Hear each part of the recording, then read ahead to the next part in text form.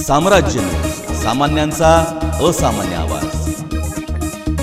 सध्या अक्कलकोट तालुक्यामध्ये भाजपाचे निष्ठावंत कोण या विषयावर गेल्या 15 दिवसापासून खलबत्ते सुरू असून विविध गट आपले शक्ती प्रदर्शन करत आहे। त्यात पुन्हा काँग्रेसचे आमदार सिद्धराम म्हेत्रे यांनीही भाजपाच्या सानिध्यात असून भाजपा पक्ष प्रवेश करणार अशी चर्चाही अक्कलकोट तालुक्यात सुरू आहे। या निमित्ताने माजी आमदार सिद्धरामप्पा पाटील यांनी सोलापूर श्रमिक पत्रकार संघात पत्रकार परिषद घेऊन निष्ठावंतांच्या नावाखाली जाहिरातबाजी करणाऱ्या तालुक्यातील आनंद तानावडे यांच्या कृत्यावर आसूड ओढले।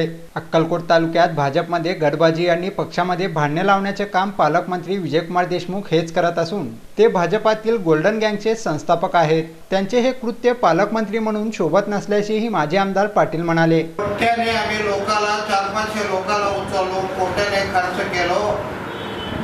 आमचे जवळचे गोल्डन गँग 2 लाख घ्यायचं, 2 लाख 50,000 सभासदाला द्यायचं, 1.5 लाख खिशात घालायचं, अशी 60 मतं फोडल्यामुळं 1 मताने आमची पॅनल झाली।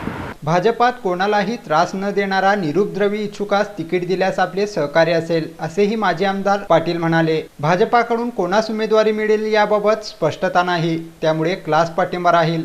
याबाबत भाष्य करणे योग्य नाही। वेळ आल्यावर याबाबत आपली भूमिका स्पष्ट करू असेही ते म्हणाले।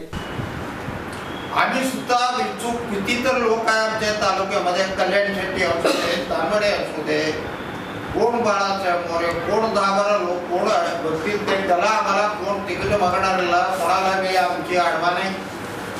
आणि भाजपमध्ये मैत्री येत असलं तर वे आमची काय आडवा नाही। हे सगळे निर्णय सृष्टीकडे आहे, आम्ही निर्णय घेत नसते।